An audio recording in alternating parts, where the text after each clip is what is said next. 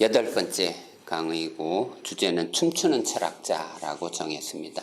춤, 행복할 때 나오는 행동, 행위겠죠.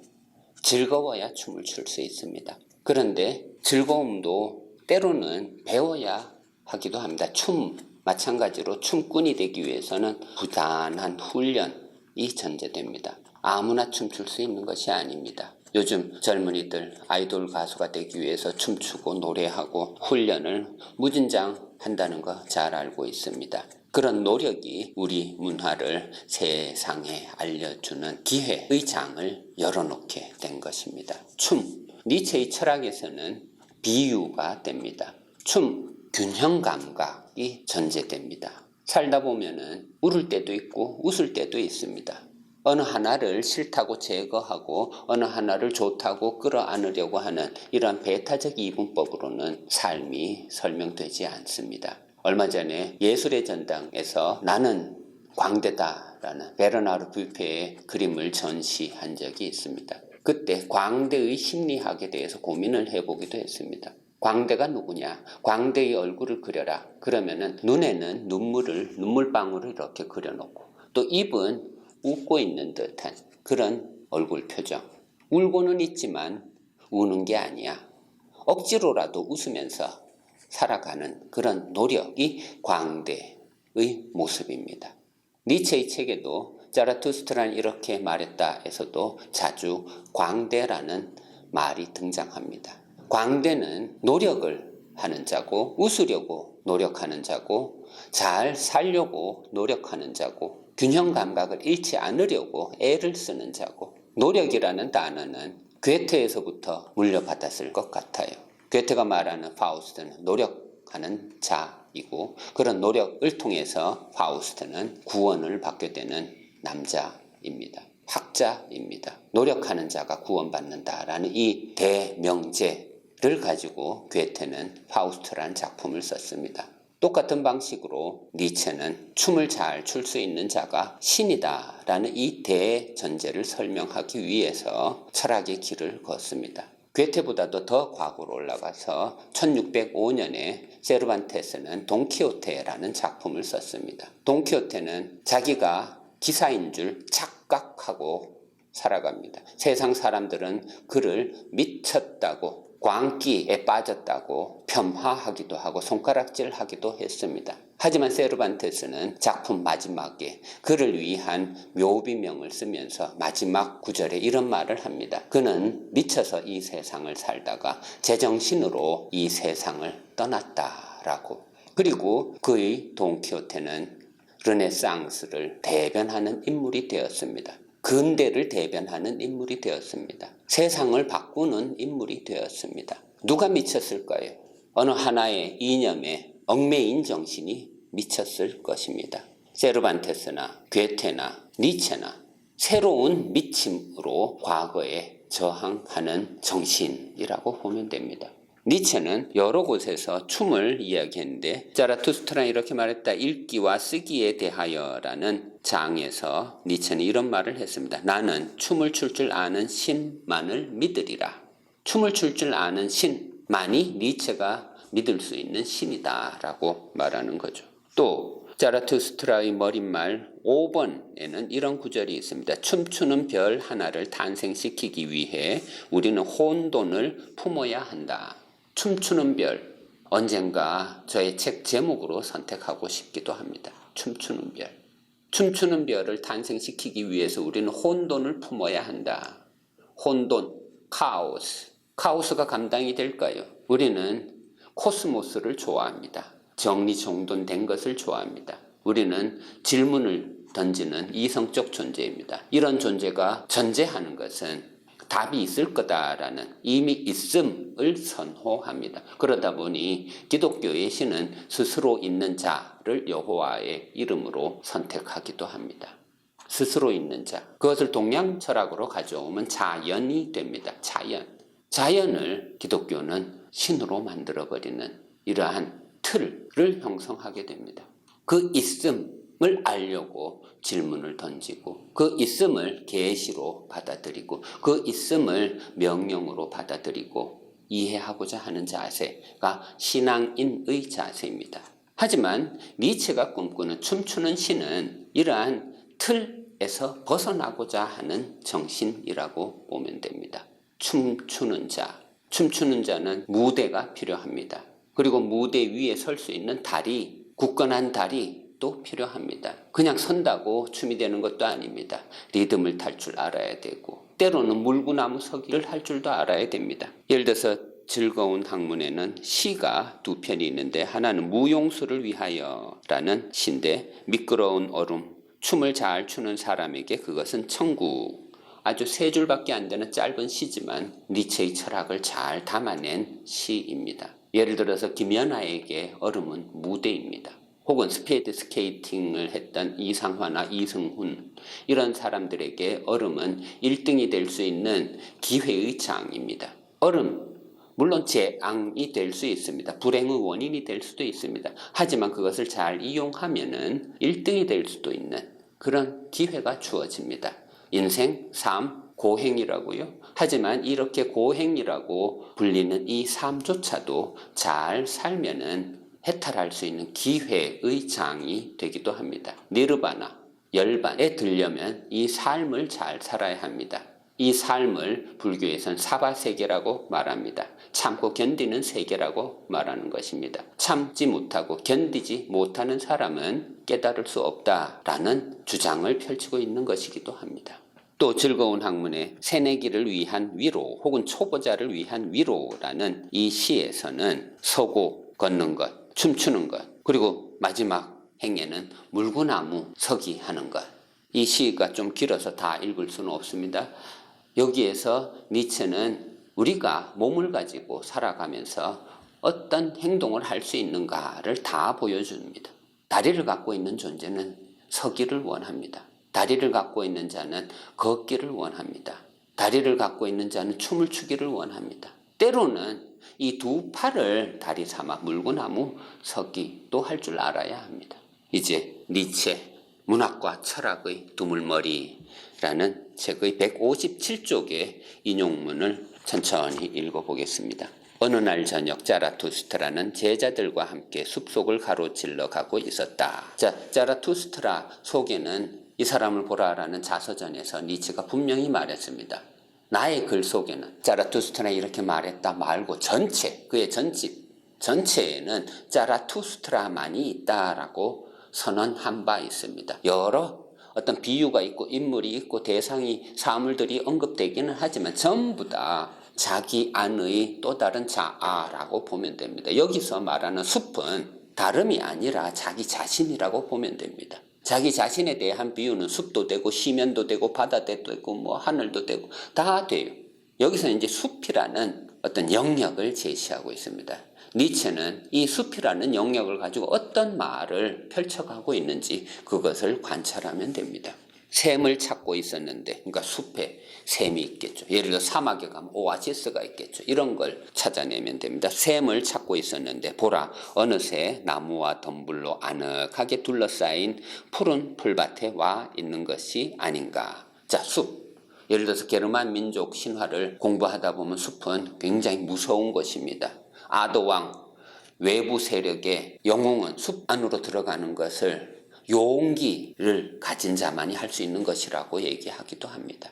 숲, 야만 민족이 있는 곳입니다. 그런 곳으로 들어갈 때는 용기가 필요해요. 목숨을 걸어야 돼요. 예를 들어서 낭만주의 시대 때 그림 형제는 동화를 모았는데 게르만 민족들이 좋아하는 동화들 다 모아보니 대부분이 숲을 전제로 한 이야기들이었습니다. 헨젤과 그레텔이 대표적이겠죠. 숲 안에 마녀가 살고 있었습니다. 그 마녀의 집에서 두 남매가 살아나오는 이야기, 이런 것이 낭만주의 시대에 각광을 받았던 이야기였던 것입니다. 자, 숲, 무서운 곳이지만 하지만 그 안에 푸른 풀밭이 있다. 마침 그곳에는 소녀들이 어울려 춤을 추고 있었다. 자, 푸른 풀밭. 숲이 있었는데 그 숲 안에 푸른 풀밭이 있었고 그 푸른 풀밭 안에 소녀들이 있었고 그 소녀들은 춤을 추고 있었다.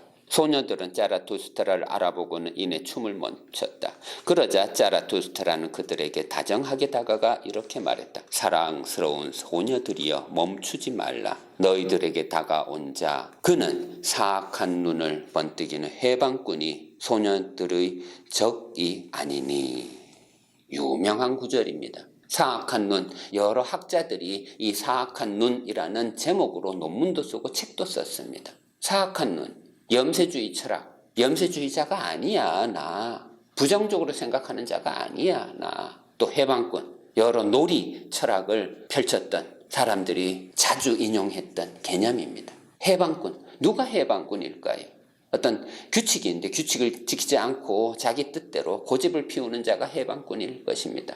놀이가 이루어지는데 예를 들어서 선이 있었는데 공이 선 밖으로 나갔나 안 나갔나, 나갔는데도 나가지 않았다고 우기면 그 자가 바로 해방꾼입니다. 선의 경쟁을 방해하는 악의 경쟁자가 되는 것입니다. 니체는 이런 해방꾼이 아니다. 또 적, 나는 적이 아니야. 친구이지. 자라투스트란 자기 자신을 정의합니다. 나는 악마 앞에서 신을 대변하는 자다. 중력의 악명. 이 바로 그 악마지. 자, 이것도 아주 중요한, 정말 밑줄 치고 외워둬야 할 구절입니다. 악마가 아닙니다. 악마가 내 안에 있습니다. 이 악마를 내가 보살펴줘야 합니다. 예를 들어서 태극 안에는 음과 양이 공존합니다. 선과 악이 공존합니다. 그 악마, 나의 절반이 되기도 합니다. 중력의 악명, 이 악마입니다. 나는 몸을 가지고 태어났는데 이 몸을 가지고 태어난 자는 이 중력 때문에 맨날 힘들어합니다. 허구한 날 힘들다고 말할 수 있습니다. 사는 게 힘들다고, 숨 쉬는 게 힘들다고. 몇 년 전 2013년에 그래비티라는 영화가 있는데 그 영화 우주를 떠돌다가 마지막 장면, 정말 멋진 장면이 있습니다. 해변에 누워있다가 겨우 정신을 차리고 겨우 몸을 일으켜서 걷는 장면이 있습니다. 중력 정말 고맙습니다. 우주 속에서는 느껴보지 못한 행복감입니다. 누워 있을 수 있다는 그 자세, 누워 있을 수 있다는 그 휴식의 방식이 가능한 것이 중력 때문에 가능한 것입니다. 중력 없이 우리는 행복할 수 없습니다. 몸을 가지고 태어난 자는 중력이 필요합니다. 하지만 중력에 시달리면 힘들다라는 소리를 할 수밖에 없습니다. 어떻게 하면 이 악마를 가지고 우리가 잘 놀 수 있을까? 계속 읽어봅니다. 발놀림도 경쾌한 자들이여 내 어찌 신성한 춤에 적의를 품을 수 있겠는가? 아니면 예쁜 복사뼈를 가진 소녀들의 발에 내가 어떻게 적의를 품을 수 있겠는가? 정령 나는 숲이자 어두운 나무들로 뒤덮인 밤이다. 자, 이 문장도 무진장 중요한 발언입니다. 자라투스트라가 자기 자신을 설명하고 있습니다. 우리는 대부분 자라투스트라는 뭐냐 하고 자꾸 사전에서 찾는데 자라투스트란 조로아스터 교회의 뭐 신이고 뭐 창시자고 어쩌고저쩌고. 니체는 그런 말 단 한 번도 하지 않았습니다. 니체 전집을 통해서 그런 말 한 적이 없습니다. 니체가 자라투스트라는 이름으로 어떤 인물을, 어떤 대사를 부여하고 있는지 그거에만 집중하면 되는 것입니다. 니체는 이렇게 말했습니다. 자라투스트라가 자기 정의를 이렇게 설명합니다. 나는 숲이다 하고, 나는 숲이다. 이것을 말 그대로 받아들이고 이 말이 내 마음으로 들어와서 어떤 작용을 하는지를 관찰해야 합니다. 예를 들어서 사막이 있다. 그 사막이 나라면 어떤 상황이 벌어질까요? 혹은 바다가 있다. 혹은 뭐 심연이 있다. 바닥이 보이지 않는 어두운 곳이 있다. 이것이 나라면 어떻게 해야 할까요? 돌아서야 할까요? 혹은 미궁이 있다. 미궁 안에는 괴물이 있다. 이건 신화가 알려준 아주 위대한 비유입니다. 근데 그 미궁이 나라면 어떻게 해야 합니까? 돌아서야 할까요? 아니, 괴물이 있어도 들어가야 해요. 내 자신이기 때문에. 심연이라 해도 들였다 봐야 돼요. 내 자신이기 때문에. 사막이라 해도 마실 물 한 방울 없다 해도 돌아서면 안 돼요. 들어서야 돼요. 내 자신이기 때문에. 다시 읽어봅니다. 정녕 나는 숲이자 어두운 나무들로 뒤덮인 밤이다. 자, 나는 숲이자 밤이다. 나의 어둠을 두려워하지 않는 자는 나의 실측백나무 아래 장미가 피어있는 언덕을 발견하리라. 내가 밤이니 내가 어둠이래요. 하지만 나의 어둠을 두려워하지 않는 자는 언덕을 발견하리라. 어떤 언덕? 장미가 피어있는 언덕을 발견하리라. 니체도 약속을 해요. 구약과 신약의 저자들만 약속을 한 게 아닙니다. 니체도 약속을 해요. 나의 어둠을 두려워하지 않는 자는 천국을 발견하리라고. 어둠 없을 수는 없어요. 우리는 눈을 가진 존재라서 빛만 인식하는 게 아니라 어둠도 인식합니다. 하지만 어둠이 펼쳐지면 귀신도 보고 어떤 두려운 마음 때문에 별별 상상의 나래를 펼쳐나갑니다. 하지만 이러한 어둠을 두려워하지 않는다면 별을 볼 수 있습니다. 달을 볼 수도 있습니다. 그런 별빛을 보며 달빛을 보면서 위로를 얻을 수도 있습니다. 거기에다 소녀들이 더없이 사랑하는 그 어린 신도 찾아내리라. 문맥상 읽어보면 어린 신은 지금 중력의 악령입니다. 악마라고 불렀습니다. 그런데 악마가 아닙니다. 악마가 여기서 신입니다. 어린 신도 찾아내리라. 지금 눈을 감은 채 샘가에 누워있으니 진정 이 게으름뱅이는 밝은 대낮인데도 벌써 잠에 빠져 있는 것이다. 나비를 잡겠다고 너무 많이 뛰어다니기라도 했나. 나비 얘기 나오니까 또 장자의 호전몽 이야기도 떠오르네요. 장자의 철학과 비교하고 싶은 분들은 이런 구절을 가지고 다루면 됩니다.